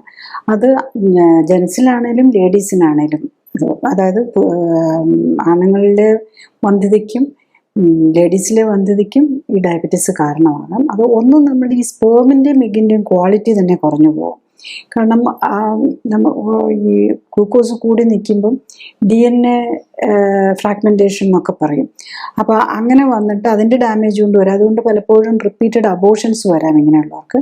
പിന്നെ അബോർഷൻ ആയില്ലെങ്കിൽ തന്നെ പ്രഗ്നൻസി കണ്ടിന്യൂ ചെയ്താൽ തന്നെ കുഞ്ഞിൻ്റെ വളർച്ച മുരടിച്ചു പോകാനും പ്രഷറും പ്രമേഹവും ഒക്കെ ഡയബറ്റീസിൻ്റെ ഭാഗമായിട്ട് പ്രഷർ വരാനും അങ്ങനെ പ്രഗ്നൻസി കോംപ്ലിക്കേഷൻസ് എന്ത് വേണമെങ്കിലും വരാം എന്നുള്ളതാണ്. ഇൻഫെർട്ടിലിറ്റിയും വരാം, പ്രഗ്നൻസി കോംപ്ലിക്കേഷൻസ് വരാം. നെക്സ്റ്റ് നമ്മൾ ഡയബറ്റിക് പേഷ്യൻസിന് എന്തൊക്കെ ടെസ്റ്റുകളാണ് ചെയ്യേണ്ടത് എന്നുള്ളതാണ്. നമ്മൾ നേരത്തെ കണ്ട് ഡയഗ്നോസ് ചെയ്യാൻ വേണ്ടിയിട്ട് ബ്ലഡ് ഷുഗറും HbA1c ഇൻസുലിൻ പെപ്റ്റൈഡും ഒക്കെ നോക്കും. നെക്സ്റ്റ് ഇപ്പോൾ ഡയബറ്റീസ് ആണെന്ന് അറിഞ്ഞു കഴിഞ്ഞാൽ പിന്നെ നമ്മൾ നോക്കേണ്ടത് നമുക്ക് എവിടെയൊക്കെയാണ് ഡാമേജ് വന്നിരിക്കുന്നതെന്ന് അറിയാനാണ്. ഏതൊക്കെ ഓർഗൻസിനെയാണ് ഡാമേജ് ബാധിച്ചിരിക്കുന്നത്. അപ്പോൾ നമ്മൾ ഹാർട്ടിനാണല്ലോ നമുക്ക് എപ്പോഴും ഏറ്റവും ഇമ്പോർട്ടൻസ് കൊടുക്കുന്നത്. ഹാർട്ടിനും രക്തക്കുഴലുകൾക്കും അതുപോലെ ബ്ലഡിൻ്റെ നമ്മൾ അറിയുന്ന CBC ബ്ലഡിൻ്റെ കൗണ്ട് നോക്കും. പലപ്പോഴും ബ്ലഡ് കൗണ്ട് കൂടുതലായിരിക്കും. അത് ഇൻഫ്ലമേറ്ററി ആണ്. ഈ രോഗങ്ങളെല്ലാം ഇൻഫ്ലമേഷനാണ്. ചിലപ്പോൾ അതിൻ്റെ കൂടെ എന്തെങ്കിലും ഇൻഫെക്ഷൻസും ഒക്കെ വന്നിട്ടുണ്ടാകും. അപ്പം നമ്മളുടെ WBC RBC ഈ കൗണ്ടുകളൊക്കെ നോക്കും. പിന്നെ CRP HSCRP അതും ഇൻഫ്ലമേറ്ററി മാർക്കേഴ്സാണ്. പ്രത്യേകിച്ച് HSCRP കാർഡിയാക് മാർക്കറാണ്. ഹാർട്ടിൽ ബ്ലഡ് വെസൽസിന് വന്നിരിക്കുന്ന ഡാമേജാണ്. പിന്നെ ESR, പിന്നെ ഹാർട്ടിന് വേണ്ടിയിട്ട് ഹാർട്ടിൻ്റെ മസിലിന് ഡാമേജ് വന്നിട്ടുണ്ടോ അല്ലെങ്കിൽ ഒരു ഹാർട്ട് അറ്റാക്കിൻ്റെ പോസിബിലിറ്റി ഇമ്മീഡിയറ്റ്ലി ഒക്കെ വരാൻ ചാൻസ് ഉണ്ടോ എന്ന് അറിയാനാണ് ട്രൊപ്പോണിൻ എന്ന് പറഞ്ഞൊരു ടെസ്റ്റ് ഉണ്ട്. പിന്നെ ഒരു പ്ലാക്ക് ടെസ്റ്റ് ഉണ്ട്. പിന്നെ കിഡ്നിയുടെ ഡാമേജ് അറിയാനായിട്ട് കിഡ്നി ഫംഗ്ഷൻ നോക്കണം. അതിൽ തന്നെ GFR-ഉം യൂറിൻ ആൽബുമിനുമാണ് ഡയബറ്റിക് പോയിന്റ് ഓഫ് വ്യൂവിൽ ഏറ്റവും സെൻസിറ്റീവ് ആയിട്ടുള്ളത്. പിന്നെ നമുക്കറിയാം ഡയബറ്റീസിൻ്റെ യൂറിൻ ടെസ്റ്റിൽ ഷുഗർ ഉള്ളതെന്നുള്ളതും ഒരിതാണ്. അതിൻ്റെ എൻഡ് ഓർഗൻ ഡാമേജിലേക്ക് വരുമ്പോഴാണ് ഈ കാര്യം വരുന്നത്. പിന്നെ ലിവറിനും ഡയബറ്റിക് പേഷ്യൻ്റ് ലിവറിന് പ്രോബ്ലം ഉണ്ടാകും. അപ്പോൾ ലിവറിൻ്റെ അറിയാൻ വേണ്ടി ലിവർ ഫംഗ്ഷൻ ടെസ്റ്റ് നോക്കണം. SGPT SGOT അതുപോലെ എൻസൈംസ് ഒക്കെ കൂടുവാണെങ്കിൽ പലപ്പോഴും നമുക്ക് already hepatitis non alcoholic hepatitis NASH വന്നിട്ടുണ്ടാകുന്നുള്ളതാണ്. അപ്പം അതിൽ നമ്മൾ ലിവറിൻ്റെയും കിഡ്നിയുടെയും ഒക്കെ ഫംഗ്ഷൻ അറിയാനായിട്ട് പിന്നെ നമുക്ക് ചെയ്യാവുന്ന ഒരു അൾട്രാസൗണ്ട് സ്കാനും കൂടെയാണ്. അപ്പം ഈ ലിവറിൻ്റെ നാഷ് അല്ലെങ്കിൽ ഹെപ്പറ്റൈറ്റിസിലേക്ക് വന്നിട്ടില്ലെങ്കിലും അതിനു മുമ്പേ തന്നെ നമുക്ക് ഫാറ്റ് കിട്ടിയിരിക്കുന്നതിൻ്റെ കാര്യങ്ങൾ അറിയാൻ പറ്റും. നെക്സ്റ്റ് കണ്ണിൻ്റെ കുഴപ്പം. കണ്ണിനെ എന്തോരം ബാധിച്ചിട്ടുണ്ടെന്നാണ്. ഡയബറ്റീസ് കാരണം നമുക്ക് കാറ്ററാക്ട് വരാം, അതുപോലെ റെറ്റിനോപ്പതി, അതുപോലെ ഗ്ലോക്കോമയ്ക്കും കാരണമാകാം. നമ്മൾ എല്ലാ അവയവങ്ങളെയും ബാധിക്കും. അതായത് കണ്ണിന് വരാവുന്ന എല്ലാ രോഗവും ഡയബറ്റീസ് തന്നെ കൊണ്ട് അഗ്രവേറ്റ് ചെയ്യാൻ സാധ്യതയുണ്ട്. അത് നമുക്ക് കണ്ണിൻ്റെ പരിശോധന നോക്കുക. പിന്നെ ഒഫ്താൽമോസ്കോപ്പ് വെച്ചിട്ട് കണ്ണിൻ്റെ റെറ്റിനയുടെ പടം എടുത്ത് നോക്കുക എന്നുള്ളതാണ്. അപ്പോൾ നമുക്ക് രക്തക്കുഴലുകൾക്ക് എത്ര ഡാമേജ് വന്നിട്ട് ഈ മൈക്രോ ആൻജിയോപ്പതി നമുക്ക് നേരിട്ട് കാണാവുന്ന ശരിക്കും പറഞ്ഞാൽ റെറ്റിനയിലാണ്. നെക്സ്റ്റ് ഈ ഹാർട്ടിൻ്റെ ചെറിയ രക്തക്കുഴലുകളെ ബാധിക്കുന്നതാണ്. അതിൽ വലിയ രക്തക്കുഴലുകളെ ബാധിക്കുമ്പോഴാണ് നമുക്ക് ഹാർട്ട് അറ്റാക്കും ബ്ലോക്കും ഒക്കെ പറയുന്നത്. മറ്റതിൽ എങ്ങനെയായിരിക്കും എന്ന് ചോദിച്ചാൽ നമുക്ക് നെഞ്ചുവേദന അല്ലെങ്കിൽ ശ്വാസമുട്ടലൊക്കെ വരുമ്പോൾ ഒരു TMT എടുത്ത് നോക്കുമ്പോൾ TMT പോസിറ്റീവ് ആയിരിക്കും. TMT പോസിറ്റീവ് ആണെന്ന് കാണുമ്പോൾ മിക്കവാറും സാധാരണ ഒരു ആൻജിയോഗ്രാം ആണല്ലോ പറയുന്നത്. ആൻജിയോഗ്രാം പോയി നോക്കുമ്പോൾ ബ്ലോക്കൊന്നും കാണുകയില്ല. അപ്പം വലിയ രക്തക്കുഴലുകളിൽ ബ്ലോക്ക് ഉണ്ടെങ്കിൽ മാത്രമേ നമുക്ക് ആൻജിയോഗ്രാമിൽ കൂടെ കണ്ടുപിടിക്കാൻ പറ്റുള്ളൂ. ഈ ചെറിയ രക്തക്കുഴലുകളിൽ മൈന്യൂട്ട് ബ്ലോക്കുകൾ വന്ന് അതൊരു കാർഡിയോമയോപ്പതിയിലേക്ക് പോകാം. ഹാർട്ടിങ്ങനെ വീർത്ത് വരുന്ന പോലെയൊക്കെയുള്ളൊരു കണ്ടീഷൻ. അത് നമുക്ക് ഈവൻ ആൻജിയോഗ്രാമിൽ പോലും തിരിച്ചറിയാൻ പറ്റില്ല എന്നുള്ളതാണ്. പിന്നെ ഡെർമോപ്പതി എന്ന് പറഞ്ഞിട്ട് ഈ സ്കിന്നിനെ ബാധിക്കുന്ന പല ഡയബറ്റിക് പേഷ്യനും കൂടി വന്നു കഴിയുമ്പം ഈ കാലിൽ അവിടെ ഇവിടെയൊക്കെ ചുമന്ന് തടിച്ചു വരിക അല്ലെങ്കിൽ കറുത്ത് വരാൻ തുടങ്ങും. അത് ഈ സ്കിന്നിൻ്റെ രക്തക്കുഴലുകൾക്ക് ഡാമേജ് വരുന്നതാണ്. പിന്നെ സെക്ഷൽ ഡിസ്ഫങ്ഷൻ വരാം. ആണുങ്ങളിൽ പ്രത്യേകിച്ചും എറക്ടൈൽ ഡിസ്ഫങ്ഷൻ. കാരണം ഈ സെക്ഷൽ ഫങ്ഷനുമായിട്ട് ബന്ധപ്പെട്ട് സെക്സ് ഓർഗൻസിലേക്ക് കൂടുതൽ ബ്ലഡ് സർക്കുലേഷൻ ചെല്ലേണ്ടതുണ്ട്. അപ്പോൾ ഈ രക്തക്കുഴലുകളൊക്കെ ബ്ലോക്കായിട്ട് ഇരിക്കുന്ന കാരണം അത് പറ്റാതെ വരുമ്പോഴാണ് ഈ എറക്ടൈൽ ഡിസ്ഫങ്ഷൻ എന്നൊക്കെ പറഞ്ഞിട്ടുള്ള പ്രോബ്ലംസ് വരുന്നത്. നെക്സ്റ്റ് പല്ലുകളുടേതാണ്. പല്ലുകൾ നമുക്കറിയാം, പല്ലിൻ്റെ മോണിക്ക് ഇൻഫെക്ഷൻസ് വരാം. അതുപോലെ ഈ പല്ലും നമ്മളുടെ ജോസും അല്ലെങ്കിൽ ബോണുമായിട്ട് കണക്ട് ചെയ്യുന്ന ഒരു ജോയിൻ്റ് ഉണ്ട്. അപ്പോൾ അവിടെയൊക്കെ ഇൻഫെക്ഷനും വന്ന് അതുപോലെ വീക്കനിങ്ങും വരാം. അപ്പോൾ അതുകൊണ്ടാണ് പലപ്പോഴും ഡയബറ്റിക് പേഷ്യൻസിന് പല്ലിന് പലതരത്തിലുള്ള ഇതും വരാം. ഈവൻ കൊഴിഞ്ഞു പോകുന്നവരെ വരാം. പക്ഷെ അത് റീഇംപ്ലാന്റ് ഒക്കെ ചെയ്യാൻ ഇപ്പം പല ഇംപ്ലാന്റേഷൻ പ്രൊസീജിയേഴ്സൊക്കെ ഉണ്ട്. എന്നാൽ പോലും ഡയബറ്റീസ് കൺട്രോളിലല്ലേ അതൊക്കെ സക്സസ്ഫുൾ ആവാനുള്ള ചാൻസും കൂടെ കുറഞ്ഞു പോകുന്നുള്ളതാണ്. നെക്സ്റ്റ് നമ്മൾ ഈ നെർവ്സിന് ഡാമേജ് വന്നിട്ടുണ്ടോ എന്ന് അറിയാനായിട്ട് ചെക്ക് ചെയ്യുന്നതാണ്. അതിന് നമ്മൾ കാലിൻ്റെ അല്ലെങ്കിൽ കൈയുടെയൊക്കെ നെർവ് കണ്ടക്ഷൻ സ്റ്റഡി ചെയ്യാം. അപ്പം അതുപോലെ കേൾവിക്കുറവ്, ഡയബറ്റിക് പേഷ്യൻസിന് വളരെ കോമൺ ആണ് കേൾവിക്കുറവ് വരുന്നത്. അപ്പം കേൾവിക്കുറവ് വരുന്നുണ്ടെങ്കിൽ അതിൻ്റെ അർത്ഥം അതിൻ്റെ ഡാമേജ് കൊണ്ടാണെന്നുള്ളതാണ്. അപ്പം ഇങ്ങനത്തെ പലപ്പോഴും പലർക്കും ഇപ്പോഴും അതിനെക്കുറിച്ച് ആരും അങ്ങനെ അവെയർ അല്ലെന്ന് തോന്നുന്നു. ഹിയറിംഗ് ലോസ് വരുന്നതിൻ്റെ കാരണം ഗ്ലൂക്കോസ് കൂടുന്നതാണ്, ഡയബറ്റീസ് കൺട്രോൾ ഇല്ലാതെ വരുന്നതാണെന്നുള്ളത്. അപ്പം അതിന് വേണ്ടിയിട്ട് ഹിയറിംഗ് ടെസ്റ്റ് ചെയ്ത് നോക്കാം. പിന്നെ നെർവ് കണ്ടക്ഷൻ സ്റ്റഡി, കണ്ണിൻ്റെ ആണെങ്കിൽ കണ്ണിൻ്റെ ടെസ്റ്റുകൾ നോക്കുക. നമുക്ക് ബ്രെയിനിൻ്റെ ടെസ്റ്റുകൾ നമുക്ക് നോക്കാനായിട്ടൊന്നുമില്ല. പിന്നെ കൂടുതൽ ഡെമെൻഷ്യ പോലെ കാണുകയാണെങ്കിൽ നമ്മളൊരു MRI എടുത്ത് നോക്കിയാൽ ഡെഫിനറ്റ്ലി നമ്മൾ ആ ബ്രെയിൻ ചുരുങ്ങുന്നത് പോലെ കാണാൻ പറ്റും. അത് ഈ മൾട്ടിപ്പിൾ സ്മോൾ സ്ട്രോക്കുകൾ പോലെ വരുന്നതാണ്. അപ്പോൾ ഡയബറ്റിക് പേഷ്യൻസിന് അങ്ങനെയാണ്. അറിയാത്ത സ്മോൾ സ്ട്രോക്കും വരാം. അതുപോലെ ചെറിയ അറിയാത്ത സൈലന്റ് അറ്റാക്സ് ഹാർട്ടിനും വരാം, ബ്രെയിനിനും വരാം. അപ്പോൾ അത് വരുമ്പോൾ ആണ് നമ്മൾ ഈ ഹാർട്ടിലാണ് കാർഡിയമയോപ്പതിയിലേക്ക് പോകും, ബ്രെയിനിലാണ് ഡെമെൻഷ്യ, മെമ്മറി കുറവ്, അതിലേക്ക് പോകും. നെക്സ്റ്റ് നമ്മളുടെ ഡയബറ്റീസിൻ്റെ ട്രീറ്റ്മെൻ്റ് ആണ്. നമുക്ക് അറിയാം, യൂഷ്വലി ടൈപ്പ് 2 ഡയബറ്റീസ് ആണെങ്കിൽ നമുക്ക് മെഡിസിൻസ് ആണ് സാധാരണ ആദ്യം യൂസ് ചെയ്യുക. ടൈപ്പ് 1 ഇൻസുലിൻ മാത്രമേ യൂസ് ചെയ്തിട്ട് കാര്യമുള്ളൂ.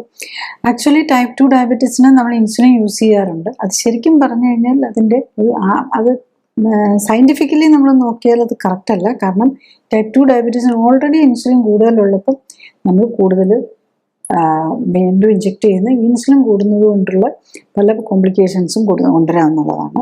പിന്നെ ഇൻസുലിൻ ശരിക്കും നമ്മുടെ ഇമ്മ്യൂണിറ്റിയെ സപ്രസ് ചെയ്യും. ഓൾറെഡി ഗ്ലൂക്കോസും കൂടുതലാണ്, അപ്പോൾ ഇൻഫെക്ഷൻ വരാൻ ചാൻസ് ഉണ്ട്. അപ്പോൾ വീണ്ടും നമ്മൾ ഇൻസുലിൻ കൂട്ടുമ്പം ആ ഒരു പ്രോബ്ലം വരാം.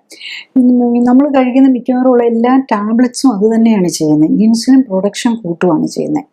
അപ്പോൾ അതാണ് നമ്മളുടെ ഒരു ഇപ്പോഴത്തെ കറണ്ട് മെഡിക്കൽ ട്രീറ്റ്മെൻറ്റിൽ വന്നിരിക്കുന്ന ഒരു പ്രോബ്ലം അതാണ്. നമ്മൾ ടൈപ്പ് 2 ഡയബറ്റീസിന് ഇൻസുലിൻ കൂടുതലാണെങ്കിൽ ഇൻസുലിൻ കൂട്ടാനുള്ള മരുന്നും ഇൻസുലിൻ കൂട്ടാൻ ഓൾറെഡി എക്സസ് ഇൻസുലിൻ ഉള്ളത് വീണ്ടും ഇൻസുലിൻ ഇഞ്ചെക്ട് ചെയ്ത് നമ്മൾ ആ ഇൻസുലിൻ്റെ അളവ് കൂട്ടാനുമാണ് നോക്കുന്നത്. അതുകൊണ്ടാണ് പലപ്പോഴും ഒരു പരിധി വിട്ട് കഴിഞ്ഞാൽ എത്ര ഇൻസുലിൻ എടുത്തു കഴിഞ്ഞാലും എത്ര ടാബ്ലറ്റ് കഴിച്ചു കഴിഞ്ഞാലും ഷുഗർ കൺട്രോൾ ആകാത്ത നിലയിലെത്തുന്നത്.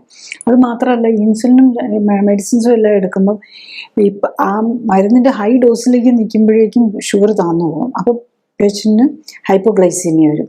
പിന്നെ അപ്പം എന്തെങ്കിലുമൊക്കെ കുറേ കാർബോഹൈഡ്രേറ്റ് എല്ലാം എടുത്ത് കഴിക്കും, അപ്പം കൂടുകയും ചെയ്യും. അപ്പം ഈ ഹൈപ്പറിന് ഹൈപ്പോയ്ക്ക് ഇടയിൽ നിന്നിട്ടുള്ള ഒരു ബുദ്ധിമുട്ടിലായിരിക്കും പല ഡയബറ്റിക് പേഷ്യൻസും. അതാണ് ഈ നമ്മുടെ ഒരു മെഡിക്കേഷൻ്റെ, ഇൻസുലിൻ ആണെങ്കിലും ഓറൽ മെഡിക്കേഷൻ ആണെങ്കിലും. ഇപ്പം പിന്നെ ചില യൂറിനിൽ കൂടെ ഷുഗർ പുറത്തേക്ക് വിടുന്ന മെഡിസിൻസ് ഉണ്ട്.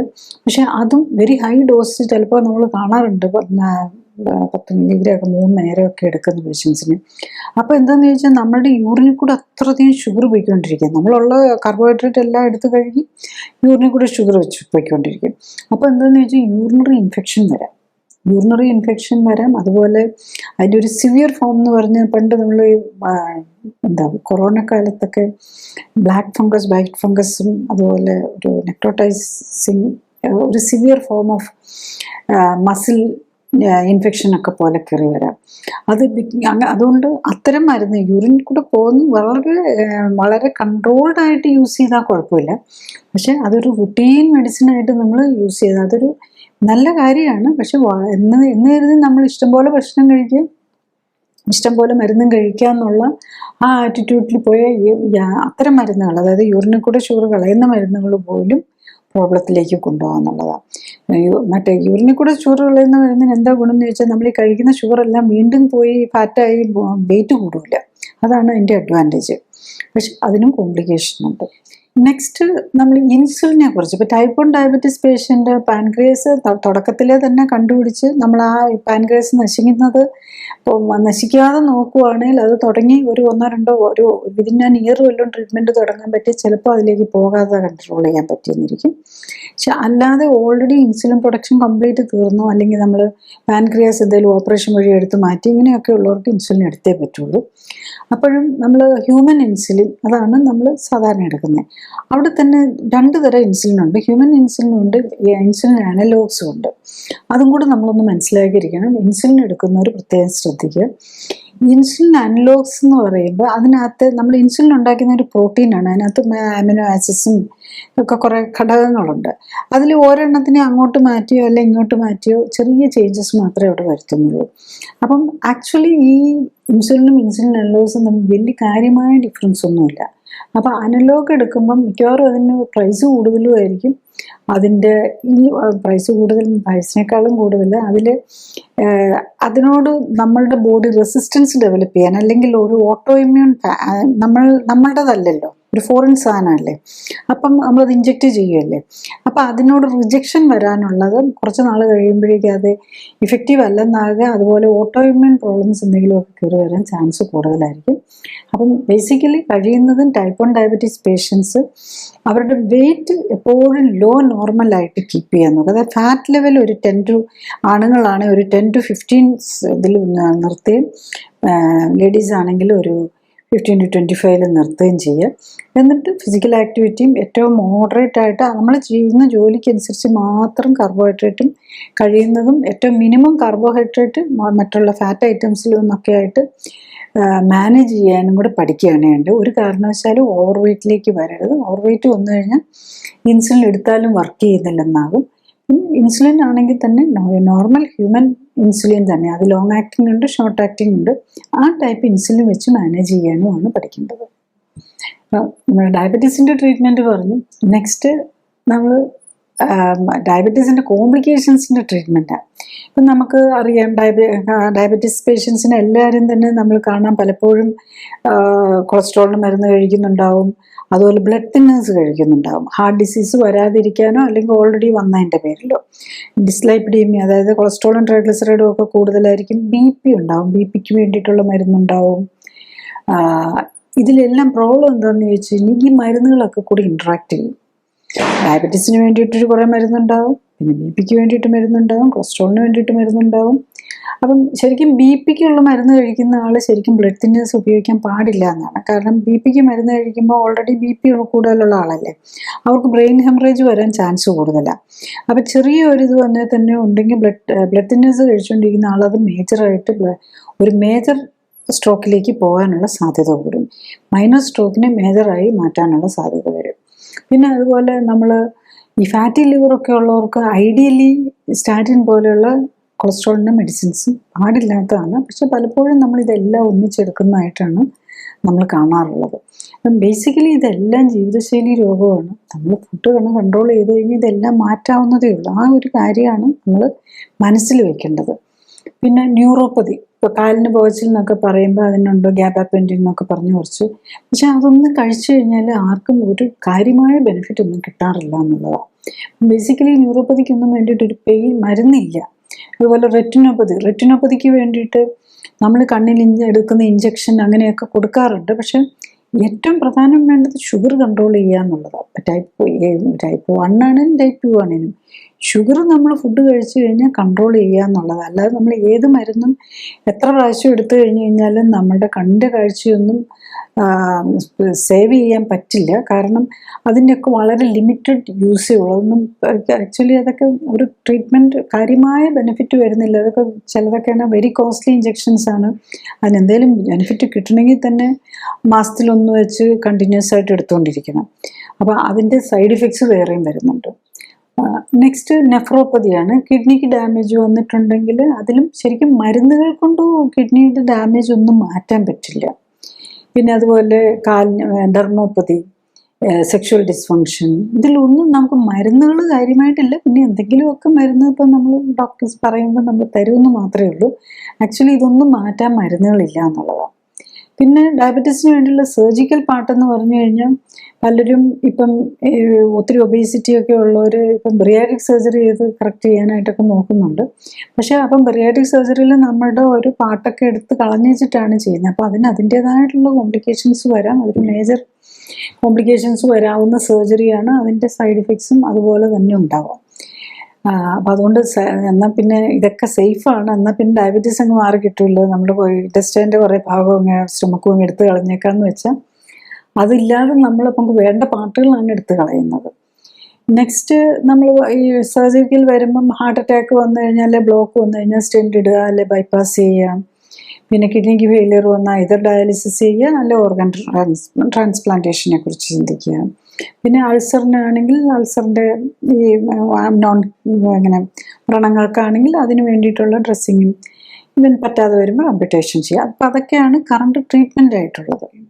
അപ്പം ഡയബറ്റീസിന് ഇൻസുലിൻ എടുത്താലും ടാബ്ലറ്റ് എടുത്തു കഴിഞ്ഞാലും ഒന്നും രോഗം മാറുന്നില്ല, അതെല്ലാവർക്കും അറിയാം. ഒരു നേരം ഇൻസുലിൻ ഇഞ്ചക്ഷൻ എടുത്തില്ലെങ്കിൽ അപ്പോൾ തന്നെ ഷുഗർ ഷൂട്ടപ്പ് ചെയ്യും. അതുപോലെ തന്നെ ഒരു നേരം ഗുളികയാണെങ്കിൽ ഗുളിക കഴിക്കുന്നവർക്കാണെങ്കിൽ അതിൻ്റെ ആക്ഷൻ 1 മണിക്കൂർ അല്ലെങ്കിൽ 6 മണിക്കൂർ അല്ലെ 8 മണിക്കൂർ അല്ലെ 12 മണിക്കൂർ, അത് ഇത്രയൊക്കെ യൂഷ്വലി ആക്ഷൻ ഉള്ള ഒരു 24 hours. അത് കഴിയുമ്പോഴേക്കും കഴിച്ചിട്ടില്ലെങ്കിൽ ഷുഗർ ഷൂട്ടപ്പ് ചെയ്യും. അതിൻ്റെ അർത്ഥം എന്താ? അത് മാറുന്നില്ല, നമ്മളതിനെ കൺട്രോൾ ചെയ്യാൻ മാത്രമേ നോക്കുന്നുള്ളൂ. അപ്പോൾ അതെന്തുകൊണ്ടാണ്? ഡയബറ്റീസ് ഒരു ജീവിതശൈലി രോഗമാണ്. പ്രത്യേകിച്ചും ടൈപ്പ് 2 ഡയബറ്റീസ് നമ്മൾ ഇത് കണ്ടിന്യൂസ് ആയിട്ട് ഇങ്ങനെ പോകുന്നു, ജീവിതശൈലി രോഗം തന്നെയാണ്. അപ്പോൾ അതിൻ്റെ ജീവിതശൈലി കറക്റ്റ് ചെയ്യുകയാണ് ചെയ്യേണ്ടത്. അവിടുത്തെ പ്രോബ്ലം എന്താ? നമ്മൾ കൂടുതൽ ഭക്ഷണം കഴിക്കുന്നു, കുറച്ച് ഫിസിക്കൽ ആക്ടിവിറ്റി ഉള്ളൂ, അതുകൊണ്ട് വരുന്നതാണ് ഈ പ്രോബ്ലം. അപ്പം നമ്മൾ ഈ ഗ്ലൂക്കോസ് ഒരു ടോക്സിൻ പോലെയാണ് നമ്മളെ ബോഡിയിൽ ആക്ട് ചെയ്യുന്നത്. അപ്പം നമ്മൾ കഴിക്കുന്ന ഈ ചോറും ചപ്പാത്തിയും എല്ലാം ശരിക്കും നമ്മളൊരു ഡയബറ്റിക് പേഷ്യൻ്റ് പ്രത്യേകിച്ച് ഷുഗർ കൂടി ഇരിക്കുമ്പം കഴിക്കുകയാണെങ്കിൽ അതൊരു വിഷം കഴിക്കുന്നതിന് തുല്യമാണ്. നമുക്ക് ബോഡിക്ക് വേണ്ടാത്തതെല്ലാം വിഷമാണ്. നമ്മൾ കഴിക്കുന്ന ഫുഡാണെങ്കിലും നമ്മൾ ആവശ്യത്തിൽ കൂടുതൽ വന്നൊരു വിഷം പോലെയാണ് വർക്ക് ചെയ്യുന്നത്.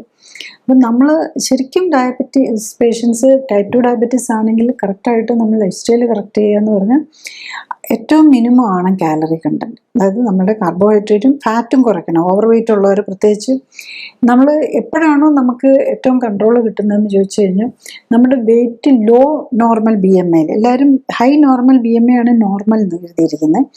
BMI ഒരു 18-19 കൊണ്ടുവരാൻ നോക്കുക എന്നുള്ളതാണ്.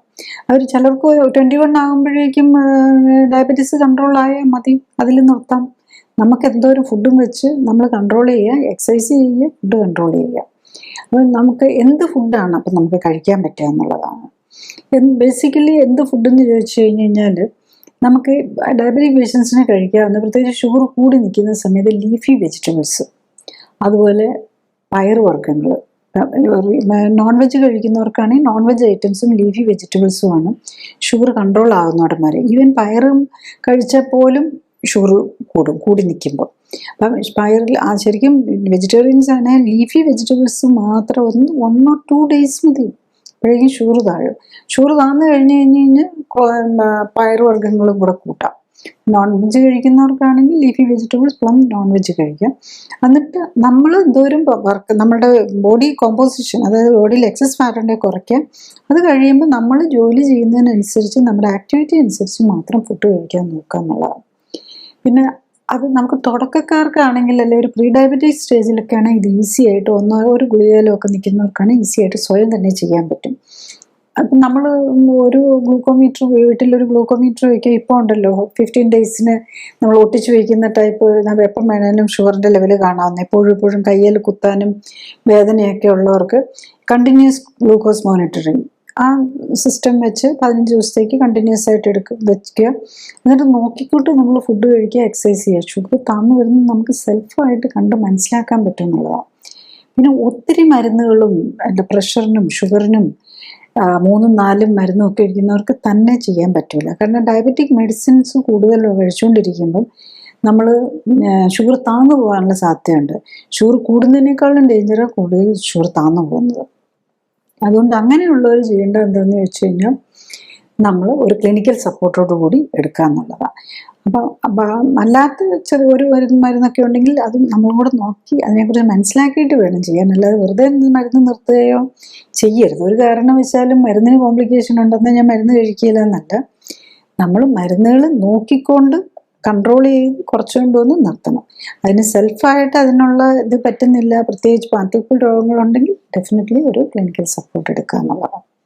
ചുരുക്കി പറഞ്ഞാൽ, 1, പ്രമേഹം ഉണ്ടോ എന്ന് സംശയം തോന്നിയാൽ ആദ്യം ചെയ്യേണ്ടത് ബ്ലഡ് ഗ്ലൂക്കോസിനൊപ്പം HbA1cയും ഇൻസുലിൻ ലെവലും നോക്കി ടൈപ്പ് പ്രമേഹമാണോ ടൈപ്പ് 2 ആണോ എന്ന് തിരിച്ചറിയുക എന്നതാണ്.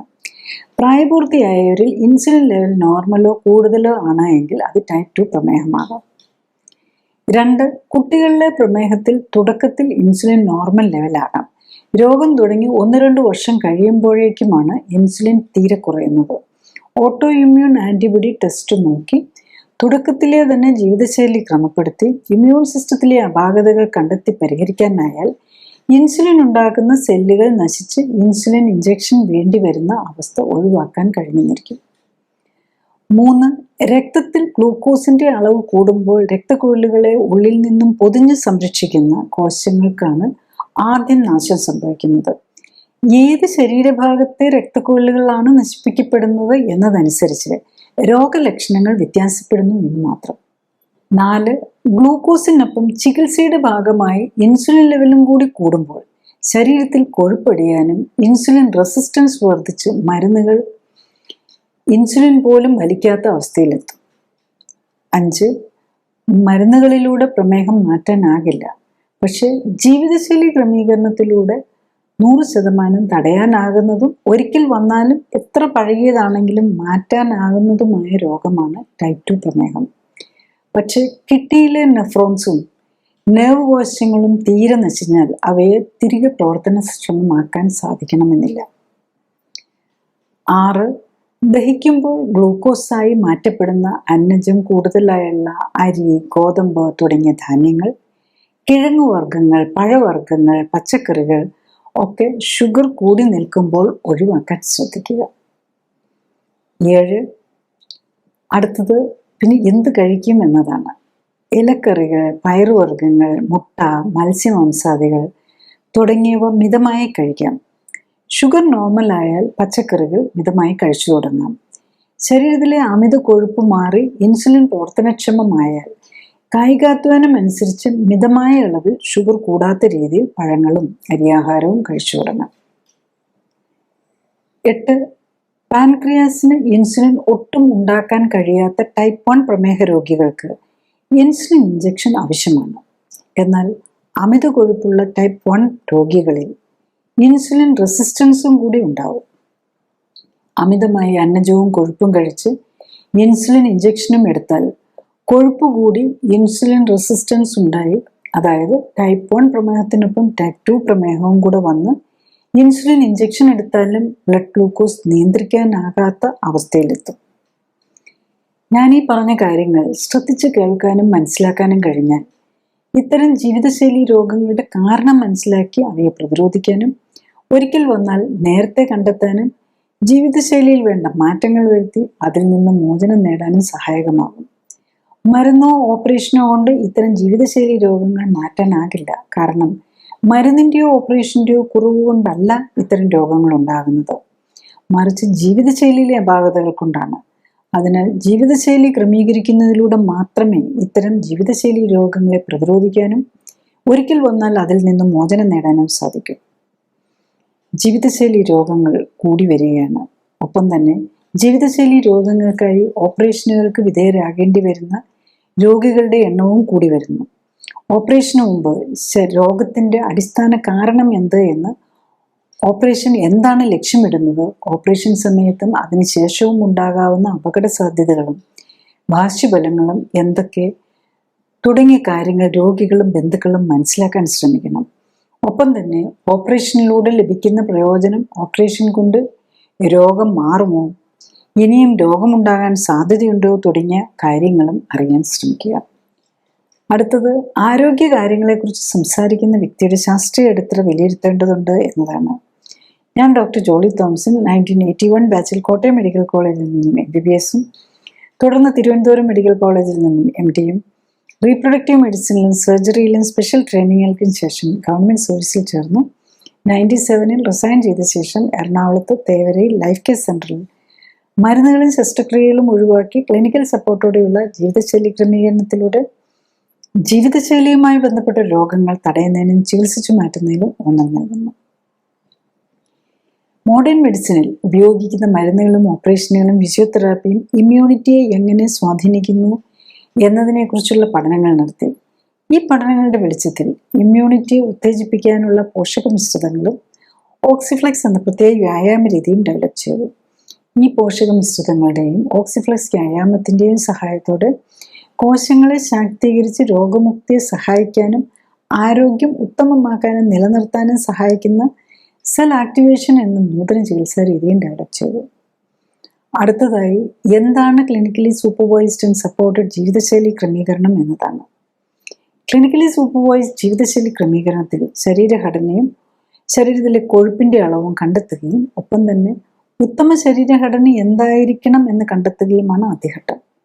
രണ്ടാമതായി രക്തപരിശോധനകൾ നടത്തി ഹൃദയം, രക്തക്കുഴലുകൾ, ലിവർ, കിഡ്നി തുടങ്ങിയ അവയവങ്ങളുടെ ആരോഗ്യസ്ഥിതിയും ഇമ്മ്യൂൺ സ്റ്റാറ്റസും ഹോർമോണുകളുടെയും പോഷകങ്ങളുടെയും ലെവലും ശരീരത്തിന് ചേരുന്ന ഭക്ഷ്യവസ്തുക്കൾ ഏതൊക്കെ എന്ന് മനസ്സിലാക്കാൻ ശ്രമിക്കുകയുമാണ്. മൂന്നാമതായി ഉത്തമ ശരീരഘടനയിൽ എത്താനായി വേണ്ട ജീവിതശൈലി ക്രമീകരണങ്ങളാണ്. രോഗിയുടെ പ്രത്യേകതകൾ അനുസരിച്ച് ഉത്തമ ന്യൂട്രീഷനും വ്യായാമവും നൽകുന്നതിനൊപ്പം ശരീരത്തിലെത്തുന്ന വിഷാംശം കുറയ്ക്കാനുമാണ് ഇതിൽ ശ്രമിക്കുന്നത്. ശരീരകോശങ്ങൾക്ക് പ്രവർത്തിക്കാൻ ഉത്തമമായ സാഹചര്യം ഒരുക്കുന്നതിലൂടെ ജീവനാധാരമായ മെറ്റബോളിക് അഥവാ രാസപ്രവർത്തനങ്ങളുടെ സമതുലിതാവസ്ഥ വീണ്ടെടുക്കുകയും നിലനിർത്തുകയുമാണ് ലക്ഷ്യം. ജീവിതശൈലി ക്രമീകരണത്തിലൂടെ രക്തയോട്ടവും മെറ്റബോളിക് പ്രവർത്തനങ്ങളും ഹോർമോൺ ബാലൻസും ഇമ്മ്യൂണിറ്റിയും ശരീരഘടനയും ഉത്തമമാക്കാനും നിലനിർത്താനും കഴിഞ്ഞാൽ ഒട്ടുമിക്ക ജീവിതശൈലി രോഗങ്ങളെയും പ്രതിരോധിക്കാനാകും.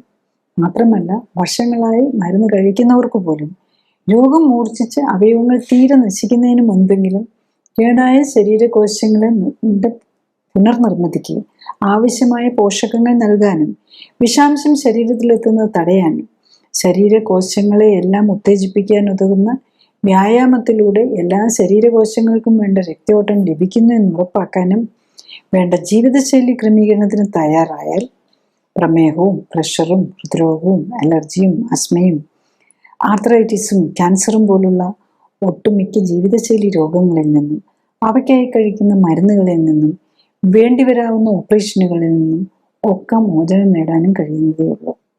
നെക്സ്റ്റ്, ഈ ക്ലിനിക്കലി സപ്പോർട്ടഡ് ലൈഫ് സ്റ്റൈൽ കറക്ഷന് പേഷ്യൻറ്റിന് എന്ത് ബെനിഫിറ്റ് കിട്ടുന്നു എന്നുള്ളതാണ്. ഞാൻ ബേസിക്കലി ഈ കൂടുതൽ ഡയബറ്റിക് കൺട്രോളിന് ഡിഫിക്കൽട്ടുള്ള പേഷ്യൻസ് അല്ലെങ്കിൽ അതുപോലെയുള്ള ജീവിതശൈലി രോഗങ്ങൾക്കാണ് ഇത് കൊടുക്കുന്നത്. ഇത് ക്ലിനിക്കലി സപ്പോർട്ടഡ് ലൈഫ് സ്റ്റൈൽ കറക്ഷനാണ്. ഏത് രോഗത്തിനാണെങ്കിലും ബേസിക്കലി ഏത് ജീവിതശൈലി രോഗമാണെങ്കിലും നമുക്ക് ഉള്ള രോഗങ്ങളുടെ എല്ലാം 90% ജീവിതശൈലി രോഗമാണ്. അപ്പം ജീവിതശൈലി രോഗങ്ങളപ്പം എന്ത് വ്യത്യാസം വരുന്നു എന്നുള്ളത് നോക്കിയാൽ ഒരു പേഷ്യൻറ്റിൻ്റെ തന്നെ എക്സാമ്പിൾ പറയാം. അപ്പം ഇദ്ദേഹം 62 വയസ്സ് ഉള്ള മെയിലാണ്, 162 സെൻറ്റിമീറ്റർ പൊക്കവും 58 കിലോ ആണ് തൂക്കം. അദ്ദേഹം വർഷങ്ങളായിട്ട് ഡയബറ്റീസിന് മരുന്നെടുക്കുന്നുണ്ട്. 3 തരം മരുന്നുകളുണ്ട് ഡയബറ്റീസിനായിട്ട് എടുക്കുന്നുണ്ട്. പിന്നെ കൊളസ്ട്രോളിന്, പിന്നെ തലകറക്കത്തിന് വേണ്ടിയിട്ട്, BP-ക്ക് വേണ്ടിയിട്ടൊക്കെ മരുന്നെടുക്കുന്നുണ്ട്. ഞാനിപ്പോൾ ഇതിൽ ഡയബറ്റിക് പോയിന്റ് ഓഫ് വ്യൂവിൽ മാത്രം പറയാം. അപ്പോൾ ടെസ്റ്റ് നോക്കുമ്പോൾ എല്ലാം ഡീറ്റെയിൽ ആയിട്ട് ടെസ്റ്റുകൾ നോക്കി വെച്ചിട്ടാണ് നമ്മൾ സ്റ്റാർട്ട് ചെയ്യുന്നത്.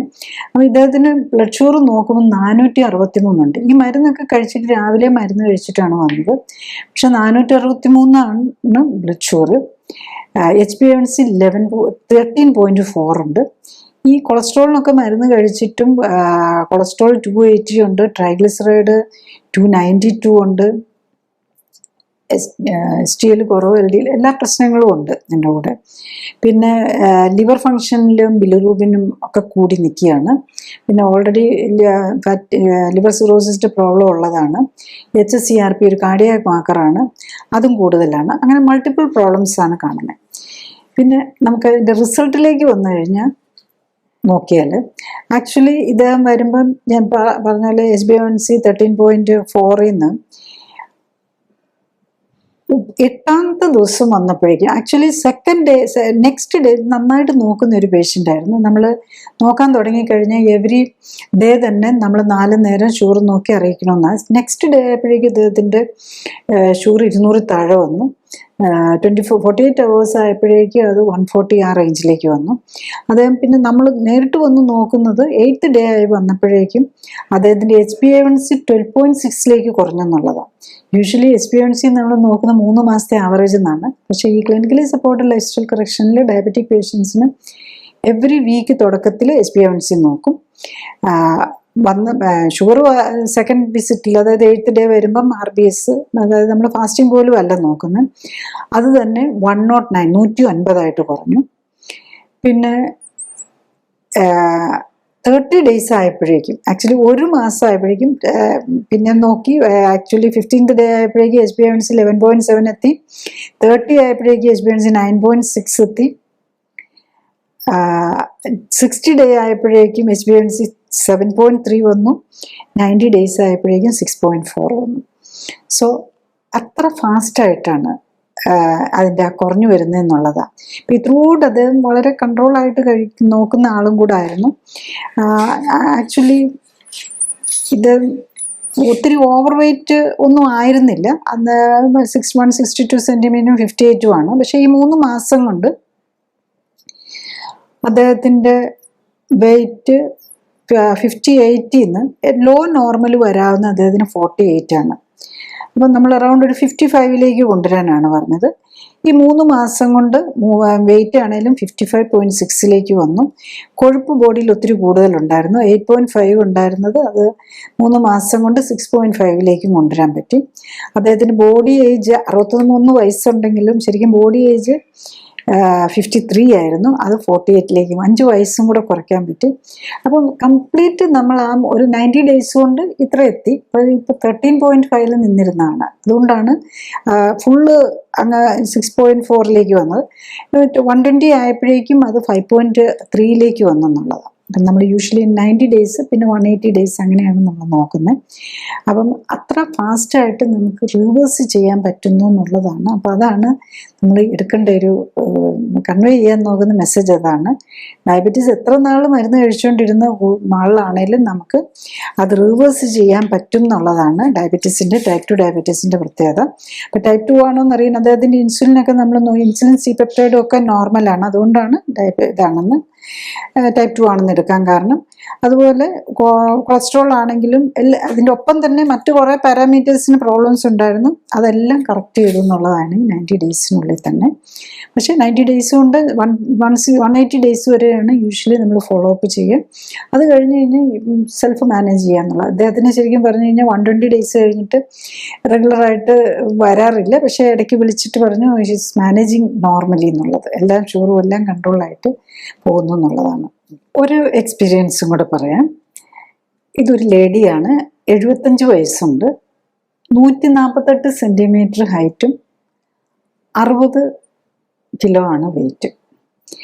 29 വർഷമായിട്ട് ഡയബറ്റീസ് ഉണ്ട്, പ്രഷറും ഉണ്ട്, തൈറോയിഡ് ഉണ്ട്, കിഡ്നിക്ക് പ്രോബ്ലം ഉണ്ട്, അങ്ങനെ ഞാൻ എല്ലാ ഹാർട്ടിൻ്റെ പ്രോബ്ലംസ്, മൾട്ടിപ്പിൾ പ്രോബ്ലംസ് ആണ്. ഓക്കെ, അവർ കുറേ അധികം മരുന്നുകൾ എടുക്കുന്നുണ്ട്. ഓൾമോസ്റ്റ് 15 തരം മരുന്നുകളുണ്ട്. അതിനകത്ത് ഇൻസുലിനും 2 നേരം ഇൻസുലിനും എടുക്കുന്നുണ്ട്.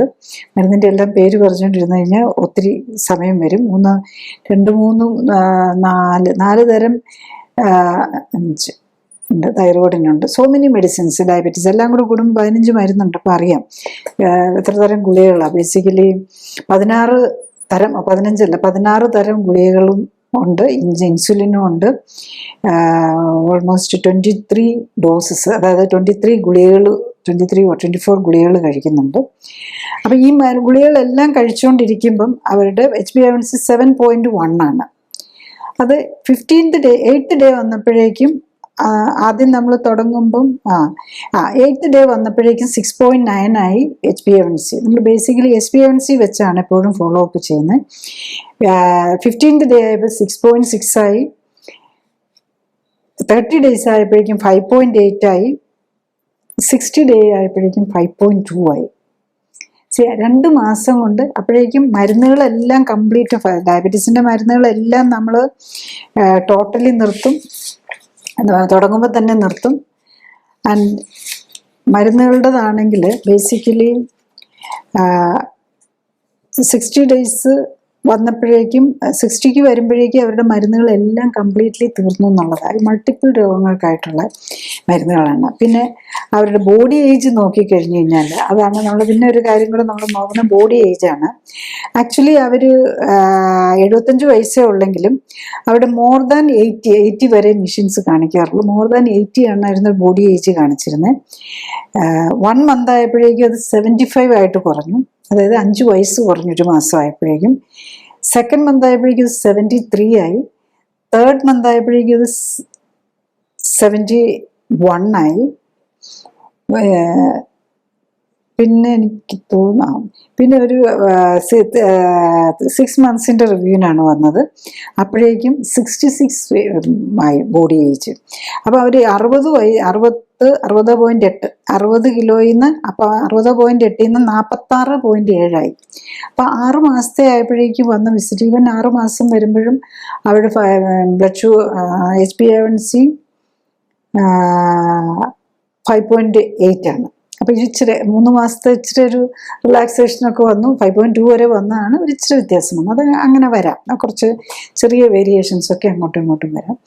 അപ്പോൾ അതാണ് നമ്മൾ മനസ്സിലാക്കേണ്ടത്. അപ്പം ബേസിക്കലി നമുക്ക് ഇത്രയും വർഷങ്ങൾ 20 വർഷം 30 വർഷത്തിൽ കൂടുതൽ ഡയബറ്റീസിന് മരുന്ന് കഴിച്ചുകൊണ്ടിരുന്ന ഒരാൾക്കും, ഡയബറ്റീസിന് മാത്രമല്ല മൾട്ടിപ്പിൾ രോഗങ്ങൾക്ക്, ഡയബറ്റീസും തൈറോയിഡിനും ഒക്കെ കഴിച്ചുകൊണ്ടിരുന്ന രോഗിക്കും. പിന്നെ അവരുടെ വേറൊരു പ്രത്യേകത എന്താണെന്ന് വെച്ചാൽ GFR 42 ആയിരുന്നു തുടങ്ങുമ്പം. അതുകൂടി 60 ഡേയ്സ് ആയപ്പോഴേക്കും ആക്ച്വലി GFR 42 നിന്ന് പതുക്കെ 47 ആയി. പിന്നെ 50 55 60-ാം ദിവസം വരുമ്പോഴേക്കും അത് GFR 62 ആയി. അപ്പോൾ അതാണ് എല്ലാ പാരാമീറ്റേഴ്സും പാരലായിട്ടാണ് ബെനിഫിറ്റ് കിട്ടുന്നത് എന്നുള്ളതാണ്. നെക്സ്റ്റ് നമ്മൾ ഈ ഇത്ര ഫാസ്റ്റായിട്ട് റിസൾട്ടൊക്കെ കിട്ടുമെന്ന് പറഞ്ഞു. അപ്പം ഇതിനകത്ത് എന്തെങ്കിലും എന്താണ് ഇതിൻ്റെ ഒരു പ്രോബ്ലം എന്ന് ചോദിച്ചു കഴിഞ്ഞാൽ, ഒന്ന് ഇതിൽ ഈ മെഡിസിനും ഓപ്പറേഷനും ഒന്നും അല്ലല്ലോ. അതുകൊണ്ട് സാധാരണ നിലയിൽ ഇൻഷുറൻസ് അവൈലബിൾ ആകുകയില്ല. അതുകൊണ്ട് ഒരു ഫൈനാൻഷ്യൽ പ്രോബ്ലം പേഷ്യൻസിന് വരാം. പിന്നെ ലൈഫ് സ്റ്റൈൽ കറക്ഷൻ ആണെങ്കിലും സെൽഫ് നോക്കുമ്പോൾ നമുക്ക് കോസ്റ്റ് ഒന്നും വരുന്നില്ല. പക്ഷേ ഒരു clinically supported life style correction വരുമ്പം അതിൻ്റെ മോണിറ്ററിങ്ങും അതിന് വേണ്ടിയിട്ട് സ്പെഷ്യൽ ഫുഡും ടെസ്റ്റുകളാണെങ്കിലും ഡീറ്റെയിൽ ആയിട്ട് ചെയ്യണം. അപ്പം ഇതിനെല്ലാത്തിനോടൊരു കോസ്റ്റ് വരും. അപ്പോൾ ഇൻഷുറൻസ് കിട്ടാത്തത് കൊണ്ടുള്ള പ്രോബ്ലംസാണ് പലപ്പോഴും ഇതിനകത്ത് കാണാറുള്ളത്. പിന്നെ പേഷ്യൻ്റ് വില്ലിങ് ആണെങ്കിൽ മാത്രമേ ഇത് വർക്ക് ചെയ്യുള്ളൂ. അതായത് ലൈഫ് സ്റ്റൈൽ കറക്റ്റ് ചെയ്ത് എനിക്ക് മെഡിസിനിൽ നിന്ന് ഇങ്ങനെ രോഗത്തിൽ നിന്ന് തന്നെ മാറണം എന്നുള്ള അതിന് വേണ്ടിയിട്ടൊരു എഫേർട്ട് എടുക്കാൻ ഇപ്പം നമ്മൾ കണ്ടല്ലോ 3 months 2 months ആകുമ്പോൾ തന്നെ ഇതൊക്കെ കറക്റ്റ് ആവുന്നുണ്ട്. പക്ഷെ 2 months കൊണ്ട് കംപ്ലീറ്റ് നിർത്തിക്കളയരുത്. അത് 3 to 6 months വരെ കൊണ്ടുപോയി അതൊന്ന് മെയിൻറ്റെയിൻ ചെയ്ത് നോർമലായിട്ട് നിൽക്കുന്നു എന്ന് ഉറപ്പാക്കി വെച്ചിട്ട് പിന്നെ വേണം സെൽഫായിട്ട് ടോട്ടലി പോകാൻ. അപ്പോൾ അത് കഴിഞ്ഞ് കഴിഞ്ഞാലും ആവശ്യമുണ്ടെങ്കിൽ സപ്പോർട്ട് കൊടുക്കുക എന്നുള്ളത്. പലപ്പോഴും ആരെങ്കിലും മക്കൾ വല്ല ടൂറ് പോവുമോ, മക്കൾ വീട്ടിൽ അല്ലെ ഗസ്റ്റ് വീട്ടിൽ വരികയോ ഒക്കെ ചെയ്യുമ്പോൾ നമുക്ക് കുറച്ച് ജീവിതശൈലിയിലേക്ക് മാറിപ്പോവും. പക്ഷെ എന്തെങ്കിലും വന്നു കഴിഞ്ഞാൽ വീണ്ടും തിരിച്ചു പിടിക്കാം. പിന്നെ അത് മെയിൻറ്റെയിൻ ചെയ്ത് ഇങ്ങനത്തെ ആവശ്യങ്ങൾ വരുമ്പോൾ എങ്ങനെയാണ് സപ്പോർട്ട് ചെയ്യുന്നതെന്നും ഒരു മാനേജ് ചെയ്യേണ്ടതെന്നും കൂടെ പഠിപ്പിച്ചു കൊടുക്കും കൂടെയാണ് ഇതിൽ ചെയ്യുന്നത്. ക്ലിനിക്കലി സപ്പോർട്ടഡ് ജീവിതശൈലി ക്രമീകരണത്തിൽ രോഗലക്ഷണങ്ങളെ അല്ല ഫോക്കസ് ചെയ്യുന്നത്, അതിൻ്റെ അടിസ്ഥാന കാരണമായ ശരീരഘടനയിലെയും ഹോർമോൺ ബാലൻസിലെയും ഇമ്മ്യൂണിറ്റിയിലെയും വ്യതിയാനങ്ങളെയും അവയ്ക്ക് കാരണമായ ജീവിതശൈലിയിലെ അപാകതകൾ പരിഹരിക്കാനുമാണ്. അതുകൊണ്ടാണ് ഏത് പ്രായത്തിലുള്ള ആൾക്കും ഒരേ സമയം വ്യത്യസ്ത രോഗങ്ങൾക്കും രോഗലക്ഷണങ്ങൾക്കും അസ്വസ്ഥതകൾക്കും ആശ്വാസം ലഭിക്കുന്നത്. ഈ രോഗമുക്തിക്ക് ആധാരം ഇമ്മ്യൂൺ സിസ്റ്റമാണ്. ഇമ്മ്യൂൺ സിസ്റ്റത്തിന് ഉത്തമമായി പ്രവർത്തിക്കാനുള്ള അവസരമൊരുക്കുകയും അതിലൂടെ ശരീരത്തിൻ്റെ സെൽഫ് ഹീലിംഗ് പവറിനെ ഉത്തേജിപ്പിക്കുകയുമാണ് വേണ്ടത്. സ്വയം ജീവിതശൈലി ക്രമീകരിച്ച് ആരോഗ്യം ഉത്തമമാക്കി നിലനിർത്താനാണ് എല്ലാവരും ശ്രമിക്കേണ്ടത്. അതിന് കഴിയാതെ വരികയോ ഹൃദ്രോഗവും ക്യാൻസറും പോലുള്ള മാരക രോഗങ്ങൾ സംശയിക്കപ്പെടുമ്പോഴും ഒന്നിൽ കൂടുതൽ രോഗങ്ങളുള്ളവർക്കും മരുന്നുകൾ ദീർഘകാലം ഉപയോഗിക്കേണ്ടി വരുന്നവർക്കും മരുന്നുകൾ കൊണ്ടും അസ്വസ്ഥതകൾ മാറ്റാൻ കഴിയാതെ വരുമ്പോഴും ഓപ്പറേഷൻ ആവശ്യമായി വരുന്നവർക്കും ആണ് ക്ലിനിക്കൽ സപ്പോർട്ടോടെയും സൂപ്പർവിഷനോടെയും ഉള്ള ജീവിതശൈലി ക്രമീകരണം ആവശ്യമായി വരുന്നത്.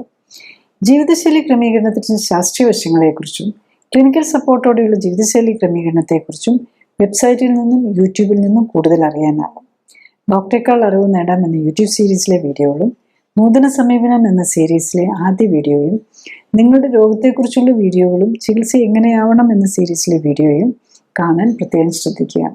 ഫേസ്ബുക്കിലും യൂട്യൂബിലും എല്ലാ ശനിയാഴ്ചയും 2:30 ലൈവ് എപ്പിസോഡുകളും നിങ്ങളുടെ രോഗവുമായി ബന്ധപ്പെട്ട കഴിഞ്ഞുപോയ എപ്പിസോഡുകളും കാണുന്നതും നല്ലതാണ്. Thank you.